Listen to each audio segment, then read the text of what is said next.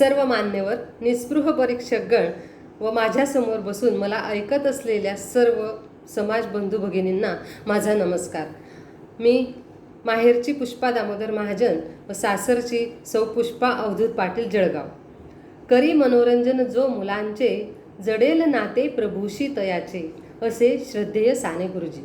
मी आज श्रद्धेय साने गुरुजींच्या श्यामची आई या पुस्तकातील गरिबांचे मनोरथ या कथेतील उतार्याचे वाचन करणार आहे. कोरोना काळात मध्यमवर्गीय समाजाची परिस्थिती काहीशी श्यामच्या कुटुंबाप्रमाणेच झाली आहे. काही कंपन्या तर अजूनसुद्धा बंद आहेत आणि त्यामुळे त्या कुटुंबांवर उपासमारीची वेळ आली आहे.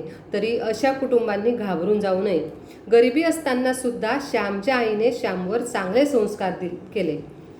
अशी श्यामची आई जर आपल्या समाजात घरोघरी पोहोचली तर आपली मुलं ही आपलीच राहतील व आपल्या वृद्धापकाळात आपल्याकडे अडगळ म्हणून न बघता आपल्याकडे ती आधारवडच्या स्वरूपामध्ये बघायला लागतील. आणि म्हणूनच ही श्यामची आई सर्व घरोघरी पोहोचावी म्हणून मी अभिवाचनासाठी ह्या उतार्याची निवड केली आहे. मी आता अभिवाचनाला सुरुवात करते. प्रार्थना होऊन गेली. श्यामची गोष्टीची वेळ झाली. श्याम बोलू लागला. गड्यांनो, दापोलीहून निराश होऊन मी घरी गेलो होतो. आईजवळ काहीतरी बोलण्यासाठी मी गेलो होतो. आई, या शाळेत शिकणे आता अशक्य झाले आहे. वडील फी देत नाही व शाळेत नादारी मिळत नाही. मी करू तरी काय?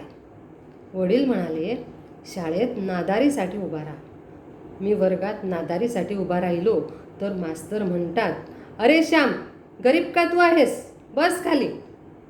आई, आपण एकदा श्रीमंत होतो हे लोकांना माहीत आहे, परंतु आज घरी खायला नाही हे त्यांना माहीत नाही.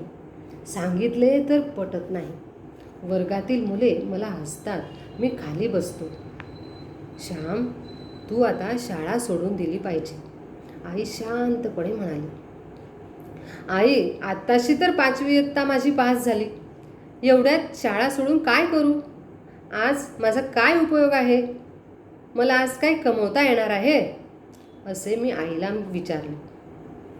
तुला कुठेतरी रेल्वेत लावून देऊ असे ते म्हणत होते. ते तरी काय करतील? तुला फी वगैरे द्यावी लागते. घरी कुरकुर करतात. शाळा सोडणे हेच बरे. धर कोठे नोकरी मिळाली तर.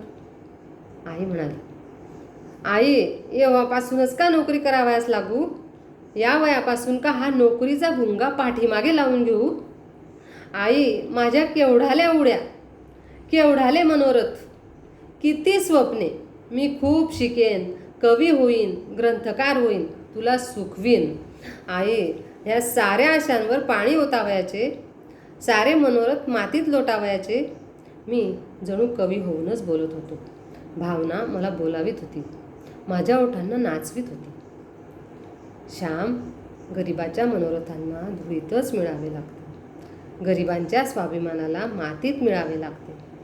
गरिबांना पडेल ते करणे भाग आहे. पुष्कळशा सुंदर कळ्या किडीच खाऊन टाकतात. आई म्हणाली, आई, मला फार वाईट वाटते. माझ्याबद्दल तुला नाही का काहीच वाईट वाटत? तुझ्या मुलांच्या जीवनाचे मातेरे व्हावे असे तुला वाटते? मी मोठा व्हावे असे तुला नाही वाटत? मी आईला विचारले. माझ्या मुलाने मोठे व्हावे, परंतु पित्याला चिंता देऊन, पित्याला दुःख देऊन मोठे होऊ नये. स्वतःच्या पायावर उभे राहून मोठे होता येत असेल तर त्याने व्हावे. पित्यावर विसंबून राहावयाचे तर त्याच्या इच्छेप्रमाणे वागले पाहिजे. आई म्हणाली. आई, मी काय करू? मला मार्ग दाखव. आजपर्यंत तू मला शिकवलेस, यावेळेस काय करू ते तूच सांग. मी आईला म्हटलं. आईबाप सोडून ध्रुव रानात गेला. घरदार सोडून तो वनात गेला. देवावर व स्वतःवर विश्वास ठेवून तो रानात गेला. तसा तू घर सोडून जा, बाहेरच्या अफाट जगात जा. ध्रुवाने देवासाठी तपश्चर्या केली, उपवास केले. तू त्याप्रमाणे विद्येसाठी कर. तपश्चर्या केल्याशिवाय काय मिळणार? जा, स्वतःच्या पायावर उभा राहा. उपास तपास काढ. आयास सायास कर, विद्या मिळव, मोठा होऊन विद्यावंत होऊन घरी ये. आमचे आशीर्वाद तुझ्याबरोबर आहेत. कोठेही असलास तरी तुझ्याजवळ मी मनाने आहेच. दुसरे मी काय सांगू. आईने स्वावलंबनाचा उपदेश केला.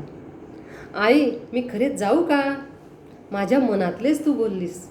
माझ्या हृदयात तू आहेस म्हणून माझ्या हृदयातले सारे तुला कळते. आई, तिकडे एक औंध म्हणून संस्थान आहे. तेथे फी वगैरे फार कमी आहे. मी तिकडे जाऊ. माधुकरी वगैरे मागून जेवण करीन. त्या लांबच्या गावात मला कोण हसणार आहे. तेथे कोणाला माहीत आहे. कोणाचे काही काम करीन. तू कामाची सवय मला लावली आहेसच. ओळखीच्या लोकांच्या दृष्टीआड असले की झाले. जाऊ ना. आईला मी विचारले. जा. माधुकरी मागणे पाप नाही. विद्यार्थ्याला तर मुळीच नाही. आळशी मनुष्याने भीक मागणे पाप. जा. गरीब विद्यार्थ्याला माधुकरीची परवानगी आहे. कसाही राहा, परंतु चोरी चहाडी करू नको. पाप करू नको. सत्याचा अभिमान सोडू नको. इतर सारे अभिमान सोड. आपल्याला देता येईल ती मदत देत जा. गोड बोलावे, हसतमुख असावे. जीभ गोड तर सारे जग गोड. मित्रमंडळी जोड. कोणाला टाकून बोलू नको. हृदय दुखवू नको. अभ्यास झटून कर. आई बापांची आठवण ठेव. बहीण भावांची आठवण ठेव. ही आठवण असली म्हणजे बरे. ही आठवण तुला तारील, सण मार्गावर ठेवील. जा. माझी परवानगी आहे. ध्रुवाला नारायण भेटल्यावर त्याने आईबापांचा उद्धार केला. तू विद्यादेवीला प्रसन्न करून घे व आमचा उद्धार कर. आई प्रेरक मंत्र सांगत होती. तारक मंत्र देत होती. धन्यवाद.